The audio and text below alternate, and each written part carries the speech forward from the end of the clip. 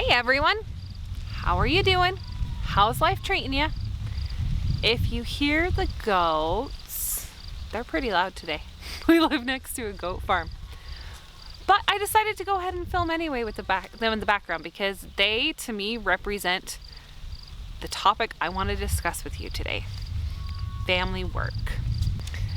My dear, awesome neighbors represent to me a wonderful example of family work. And I will tell you why. 3 years ago, we set off on an interesting and unique social experiment. We didn't know it was a social experiment then, but we were seeking adventure. So we moved ourselves and our 5 children to a 2-acre hobby farm outside of a very small community in far northern Utah. We anticipated acclimating to the small town life. Our exact community has a population of about 500, and we specifically did this to teach our children the value of work. I had this perception that if we lived in the suburbs, we couldn't teach our children how to work, and so we moved to the country to do it. I will tell you, my children have learned how to work. They work very, very hard. And we've learned a lot of other lessons along the way. A lot of those were taught by my neighbors, the goat people. The goat people raised children of their own, and while raising their children, they raised goats and lots of other animals. By raising animals together as a family and doing it as a business, those children learned how to work hard. My daughter, who's 14 now, her first job was a couple years ago when we first lived up here working on the goat farm. She would get up at 4:30, I think it was, every single morning, and she would put on her gloves and her jacket and she would walk next door to the goat farm and she would milk goats. And then she'd come back home. Since then, my children have learned so many lessons. They've learned how to mud sheetrock, they've learned how to paint, they've learned how to properly weed a garden, they've learned how to plant, they've learned how to prune and trim, they've learned how to mow, they've learned how to care for chickens, ducks, goats, rabbits, dogs, cats. We didn't have pets before we moved here. At one point we had over 30 animals. We're down to how many now? How many animals? About 10. So we're down to a much more manageable and reasonable level. But they have learned so much through working together. I believe that family work is important for a lot of reasons. I think it's important because it helps to sustain a family. When everyone pitches in and everyone works together, it lightens the load for everyone else. I also believe it's important because it teaches and prepares our children for the grown-up world for when they leave home. But I think the biggest reason why family work is important is because it brings humility. When we are willing to work together and to help carry that burden for each other and do tasks that we might perceive as being menial or our children might perceive as being menial, we are humbled. And we are brought to each other and to a level where we can understand each other better and where we can love and serve each other better. As a parent, we have probably gone through 10 different iterations of chore charts and chore plans, trying to figure out how to get our children to do what it is that we want them to do. And if you guys saw my first video on parenting, I learned that it's not important, or it's not necessary, or it's not particularly the right mindset to focus on getting kids to do what it is that you want them to do. And so every system that I tried really failed.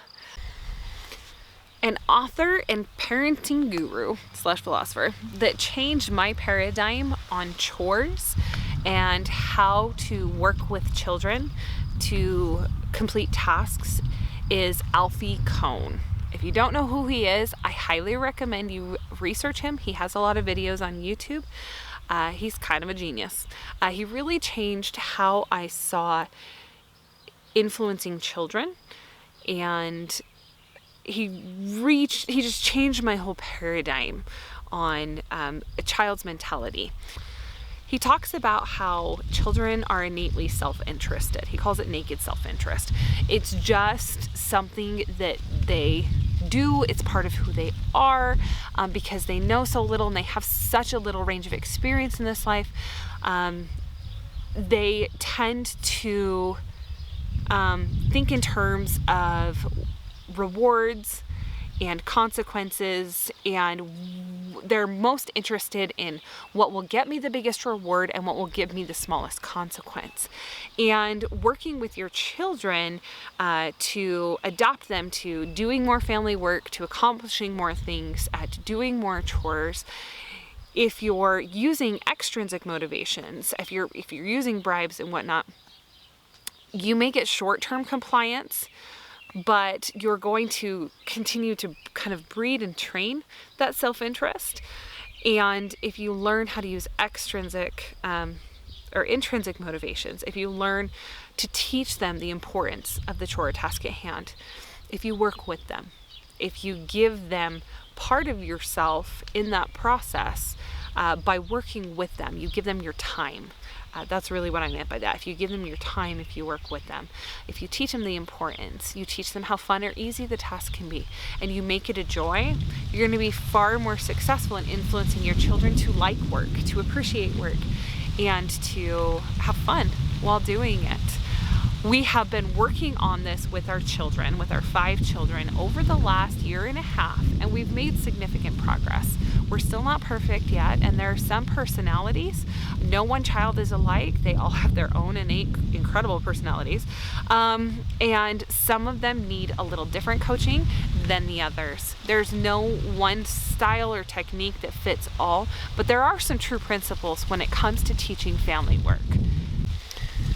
Those principles are that working with your children and being patient and taking the time to teach them increases the likelihood that they're going to find joy and satisfaction in work. Also, making work a positive experience, setting realistic goals and expectations can help them find success and to enjoy that success. I also personally believe that it's really important to give age-appropriate tasks in family work chores, but to make sure that everybody has something to do. I remember when my kids were little, my grandma and I were talking about chores and how I was doing chores with my kids, and she said even a 2-year-old can use a rag and wipe down chairs and chair legs and baseboards. And I, at that point in my parenting, was like, I just make my kids clean up their toys. Like, I literally was doing everything else.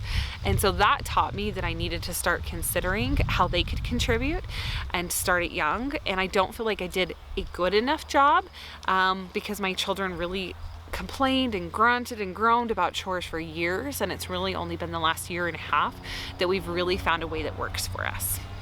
So those are my recommendations. I also recommend holding family councils to discuss heavy family work days. In the morning, we'll usually get up, we'll get breakfast, we'll get everyone together, we'll get pumped up, we'll talk about what the expectations are, and we'll delegate tasks and make sure everybody's on board. I have the power or right as a parent to say, hey, I need you to do this, and this is why, and I need you to do this, and this is why. But helping children understand the importance of individual tasks, why you feel like they're suited or capable to doing it, can give them a sense of confidence. If you're confident in them and that you express that, then they can be confident in themselves that they can do that task. And it really helps to go a long way. So I'd love to hear, what chore systems are you putting in place? What is it that you do? Have you found something that you love that works really good for you? Because I think a lot of people are finding during this time, a lot of feedback that I've gotten is that people are finding that there are more chores to do since people are home all day. The house is getting messier quicker, and they're having to kind of reevaluate and reassess and rebalance household tasks and working together. We as a family own a small business, and we've always worked together and we've enjoyed working together. But now we're not running our business at the moment, and so we've had to kind of find new ways for people to pick up responsibility so that they can keep active and keep involved and keep working together to help contribute. So I'd love to hear what you're thinking. Feel free to comment below. I hope you guys hang in there and keep trying your best, and you got this. Hey there, if you like this video, go ahead and click subscribe. We have a few more coming up in this series, and then after that, we'll just get crazy.